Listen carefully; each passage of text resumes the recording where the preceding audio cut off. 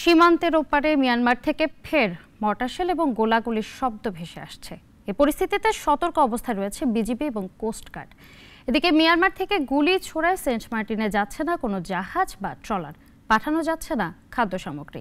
এতে সংকটে দ্বীপের বাসিন্দারা।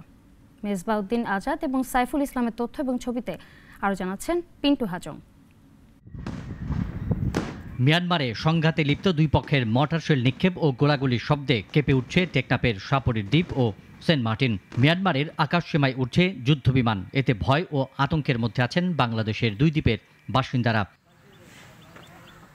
সকাল থেকে রাত পর্যন্ত থেমে থেমে ভারী গোলা ও মর্টারশেলের শব্দ ভেসে আসছে। এতে সেন্ট মার্টিন ও সাপুরির দ্বীপ কেঁপে উঠেছে বলে জানান স্থানীয়রা।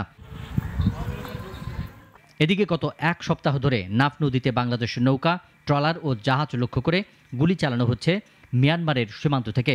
এ কারণে টেকনাফ সেন্ট মার্টিন রুটে নৌ চলাচল বন্ধ রয়েছে। এতে সেন্ট মার্টিনে খাদ্য ও নিত্য প্রয়োজনীয় সামগ্রীর সংকট দেখা দিয়েছে।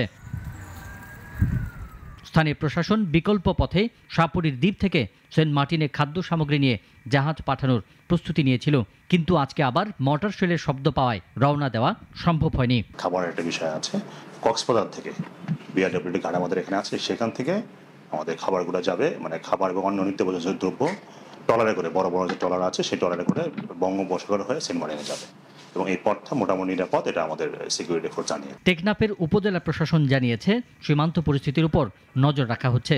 সতর্ক রয়েছে বিজিবি, কোস্টগার্ড সহ অন্যান্য বাহিনী। পিন্টু হাজং, নাগরিক। একমাত্র ওয়ালটন এসি দিচ্ছে 1 বছরের রিপ্লেসমেন্ট গ্যারান্টি এবং কম্প্রেসারের 10 বছরের গ্যারান্টি।